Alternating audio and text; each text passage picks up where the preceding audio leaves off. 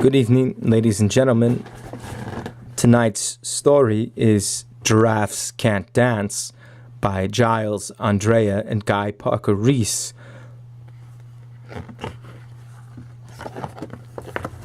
Giraffes can't dance.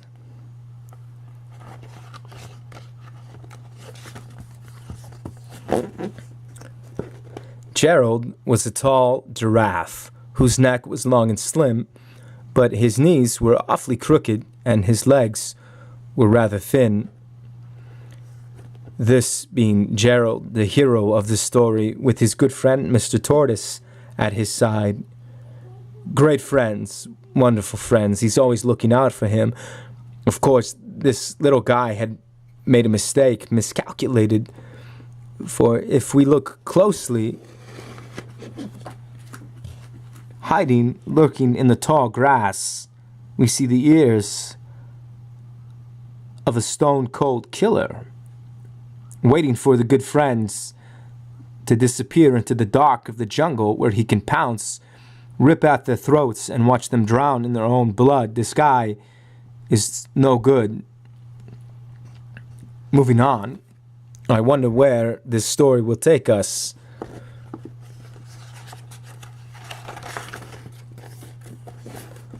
He was very good at standing still and munching shoots off trees, but when he tried to run around, he buckled at his knees. We see here Gerald running, scampering without a care in the world, distracted by a butterfly. This butterfly knows that Gerald can't run for shit, gets him to trip, as you can see him falling down. Now, this butterfly knows that giraffes are very tall, and if they hit the ground hard enough, they'll die. This was a setup, as you could tell, by the man in the tall grass. Let's see what happens to Gerald and his friend Mr. Tortoise. Now, every year in Africa, they hold the jungle dance, where every single animal turns to skip and prance. And this year, when that day arrived, poor Gerald felt so sad, because when it came to dancing, well, he was really very bad. And we see Harold looking over the festivities of the jungle, two zebras having a heyday, talking about the good old times over a bag of mangoes. To the left, we see Mr. Lion with his lioness using the rose to point out who he will murder next as sacrifice to the jungle gods.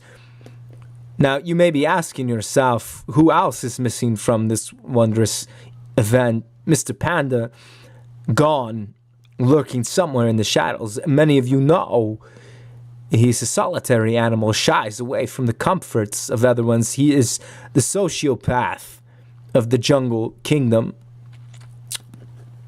Moving on. The warthogs started waltzing and the rhinos rocked and rolled. The lions danced a tango that was elegant and bold. From his teeth, you see the rose dangling. He gives it as sacrament to his lovely lioness, a promise, a blood-soaked oath that he will kill and maim all that she needs. The chimps all did a cha-cha-cha with a very Latin feel, and 8 baboons, they teamed up for a splendid Scottish reel. Now, this is news to me. I had no idea that baboons were Scottish. I was under the impression that they were all from Turkmenistan, but here I am again, egg all over my face. Gerald swallowed bravely as he walked toward the floor, but the lions saw him coming, and they soon began to roar. He looked at clumsy Gerald. The animals all sneered. "Giraffes can't dance, you silly fool. Oh, Gerald, you're so weird."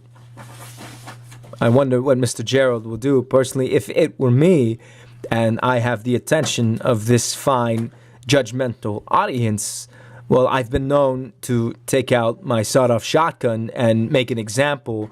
I choose Mr. Elephant on the right. That would let them know I mean business. Gerald has other plans. Gerald simply froze up. He was rooted to the spot. They're right, he thought. I'm useless. Oh, I feel like such a clot. So he crept up from the dance floor and he started walking home. He never felt so sad before, so sad and so alone. Now, not many people know that this was actually the inspiration behind the screenplay for 8 Mile that starred Marshall Mathers or one Eminem. Moving on. Then he found a little clearing and he looked up at the sky. The moon can be so beautiful, he whispered with a sigh. Excuse me, coughed the cricket who'd seen Gerald earlier on, but sometimes when you're different, you just need a different song. Listen to the swaying grass and listen to the trees. To me, the sweetest music is those branches in the breeze. So imagine that the lovely moon is playing just for you. Everything makes music if you really want it to. Yeah, this is also true. I remember in Vietnam when I was knee-deep in rice paddies, the crickets hummed me a sweet lullaby that echoed briefly over the screams and shrieks of my good friends that lie dead with bamboo slivers in their nail beds, put there by the man in pajamas, that cocksucker Charlie, motherfucker.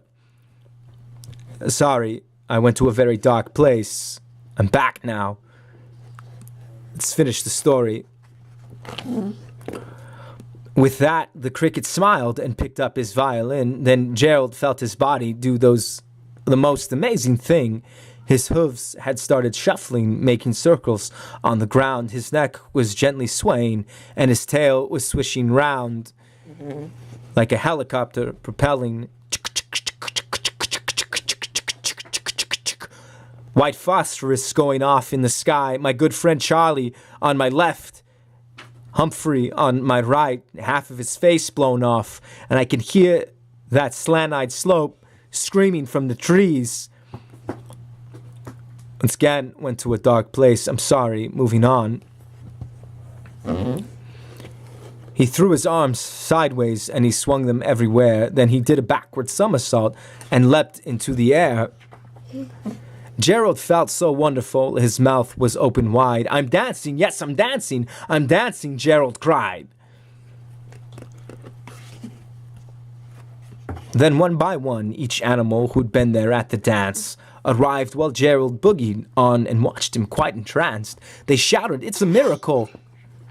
We must be in a dream. Gerald, the best dancer that we've ever seen. How did you learn to dance like that? Please, Gerald, tell us how.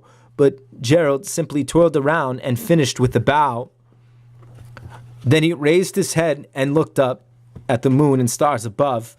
We all can dance, he said, when we find music that we love. And he systematically executed every single one of them with a German Luger. And that was the end of Gerald the giraffe who couldn't dance. Once again, this has been an evening with Christopher Walken reading you a lovely bedtime story. Good night and good luck. I love you all. Take care.